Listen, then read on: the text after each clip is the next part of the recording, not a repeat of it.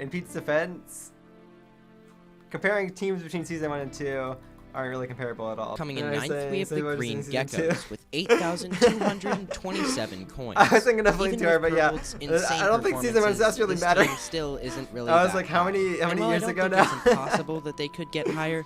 I would argue that there's a lot of again, Season 2 stats like, from early Season 2 that wouldn't Coming in really eighth, matter we have nearly the as Pink much Parrots either, with 8,200.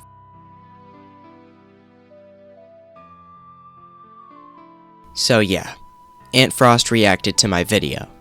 It was an eye-opening experience, but it will probably change my videos for the better in the long run. It was definitely a mistake to use Season 1 stats, as it is definitely a whole other event, and calling Pete washed was just not realizing how different of an event it was in Season 1. Now, I am pretty happy that Ant did decide to react to my video. I mean, come on, it's Antfrost. And while he did mostly like the video, I'm glad that he pointed out those things about it, because without him, I probably never would have gotten that feedback. So, very big thank you to Antfrost and S Major for giving their thoughts about my video, and helping me change my channel for the better. But now that that's all out of the way, we can finally take a look at MCC 30. Now, starting off, we have the Red Rabbits, consisting of Hannah XX Rose, Sapnap, Captain Puffy, and Captain Sparkles. Now, this is a pretty solid team. We all know how good Sapnap is, and I think Hannah XX Rose will pair really well with him. This will probably be a PvP-based team. For me, I see BattleBox being one of, if not their best game. Now, I think this team might struggle a little bit in team games, but I think it's an all-round pretty good team. Next up, we have the Orange Ocelots, featuring the returning SB737, Blushy, Snifferish, and HBomb94. Now, SB is particularly peculiar because individually, he's never placed lower than his previous event. In the 7 events that he's played, he placed 25th, then 24th, then 14th twice, then 7th 3 times in a row. Now, this team should definitely stick to team games. Games like Grid Runners or Sands of Time will probably be their best games. And games they should stay away from are probably just PvP games. Now, overall, I think this team is just a little bit worse than the Red Rabbits, but they're pretty much equal. Next up, we have the Yellow Yaks, consisting of Goomy, Velvet, Antfrost, and Purpled. Now, first of all, Antfrost and Purpled on the same team is going to be absolutely crazy. Now, just to put this into perspective, usually when they have 2 S tiers on one team, they put them with 2 super low scoring players to make it even. But this team has 2 average scoring players with 2 S tiers. That, for me, automatically puts this team in the top 5. Dodgebolt is definitely within reach for this team, but they are going to have to work to get there. Personally, I think this team will be the best at movement games, but they could also be good at PvP and team games. Overall, this is an absolutely amazing team. Moving on, we have the Lime Llamas, consisting of Cubfan, Filza, Puns, and Awesome Dude. Now, this is yet another pretty solid team. I think what I'm most excited for with this team is just to see how Phil and Puns will interact. I don't think I've ever seen Phil and Puns even talk to each other before, so that'll be pretty interesting. And as for this team's best games, I think they'll probably be a movement-based team, as their best games are Ace Race and Rocket Spleef Rush. Overall, this is yet another insanely balanced team, and I cannot wait to watch them play. Coming up next, we have the Green Geckos, consisting of JoJo Solos, Pizza Hut, Michael McChill, and Kara Corvus. Now, just right off the bat, JoJo and Pete on the same team is going to be absolutely insane. JoJo has been showing us how well she can really do in MCC, and as we all know, Pete is one of the best MCC players of all time. In fact, in the last event, MCC 29, JoJo and Pete got 1st and 2nd respectively, which just shows how well they'll probably work together. I think I can see this team being very good at movement games, with their best games being Hole in the Wall and Rocket Spleef Rush. Overall, this is probably one of the best teams in this event so far. Now, moving on, we have the Cyan Coyotes, consisting of Ranboo, Tommy Innit, the Orion Sound, and CPK.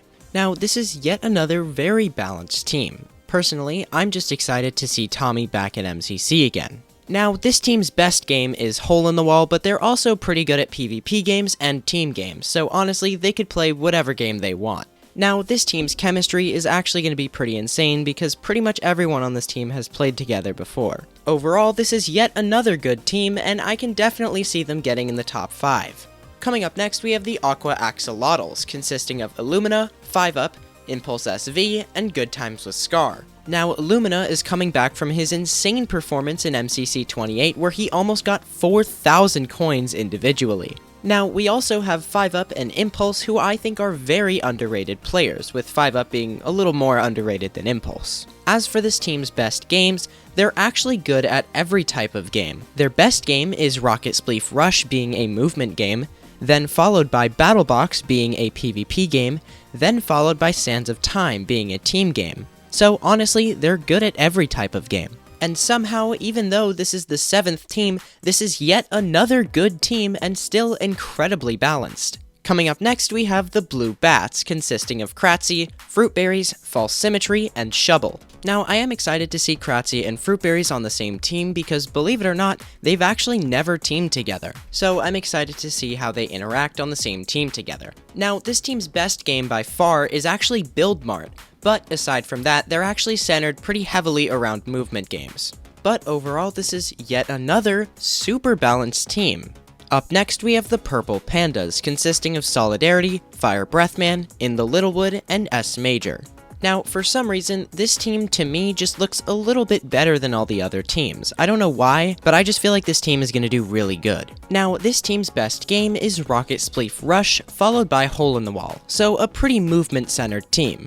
But for being the 9th team, these are probably some of the most balanced teams I've ever seen in MCC. I still haven't really seen one team that I definitely think is gonna win. They're all pretty equal and have equal chances to get into Dodgeball. Now, with that being said, lastly we have the Pink Parrots, consisting of Aimsy, Shadoon666, Tubbo, and Sylvie. Now, this is the one team that I do think is going to get in the bottom half, but from the few clips I've seen, Shadoon seems like he's pretty good at Minecraft, so I think they might be able to pull something off, but for this being his first event, I don't really think they're going to do that well. Alright, now that that's done, this is the part of the video where normally I would tell you how the teams would place just according to statistics, but because my videos are a little bit too long, I'm going to change up the way I do it. I'm going to show you all of the teams and all of their scores at the same time, and then talk about them one by one. Then after that, I'll keep them on screen and show you my own predictions and then do the same thing with those. So pretty much everything's going to be on screen at the same time for you guys to see,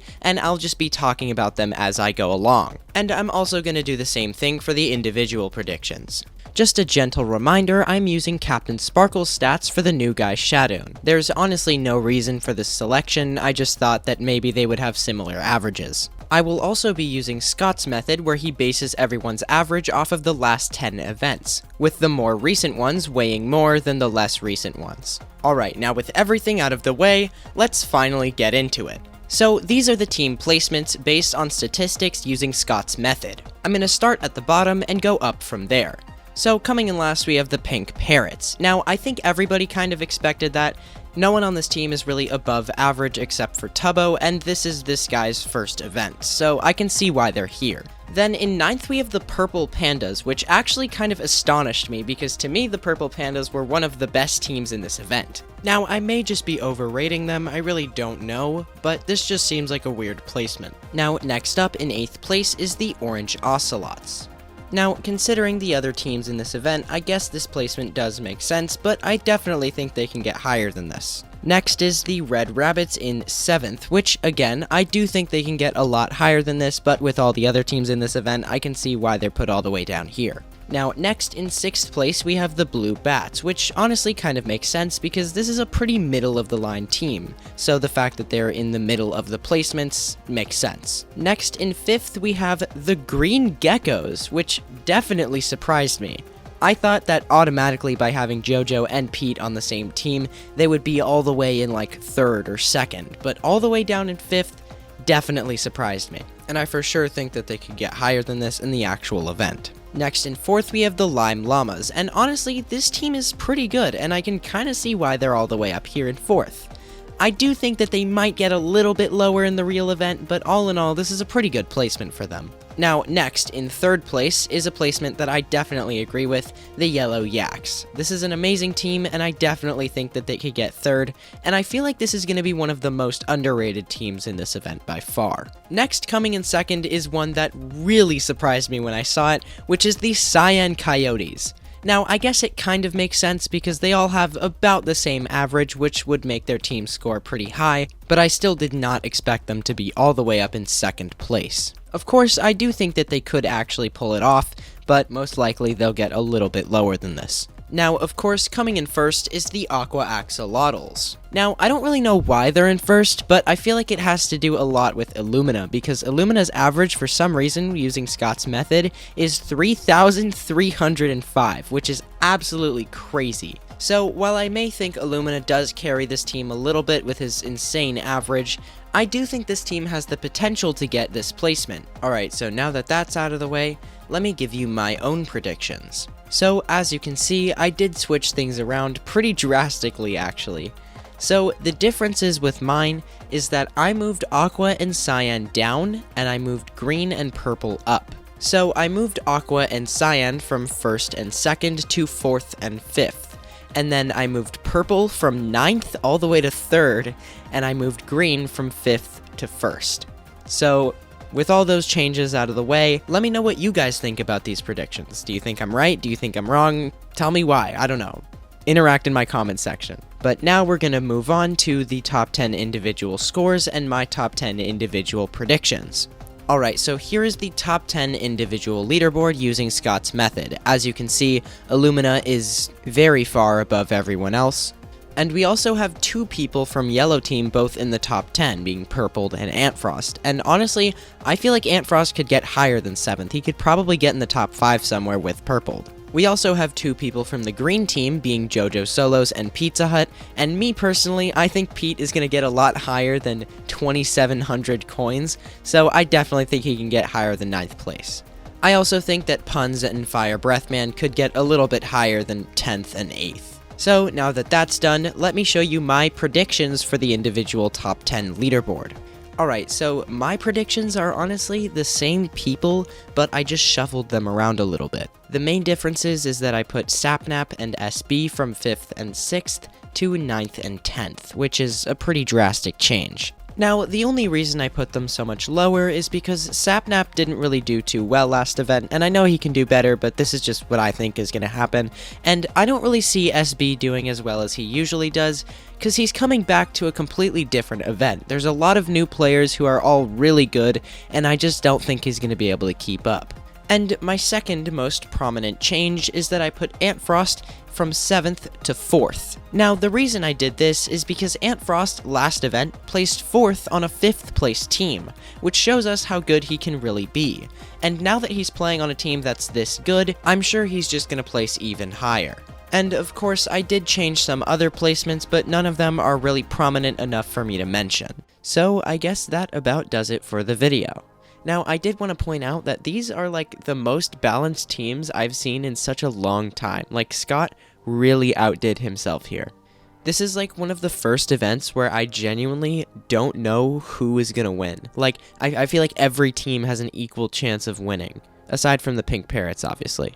Another thing I'd like to point out is that Antfrost and Scott reacted to my video. I know I touched on it in the beginning, but it just really made me happy to see me on Antfrost's stream and then have Scott comment on it in the chat. Like, I don't know, it was just like a dream come true. Like, that's what I've always wanted after making this channel. But yeah, I guess that's the end of the video. If you guys liked the video, please subscribe, turn on notifications, like the video, comment, do all that good stuff.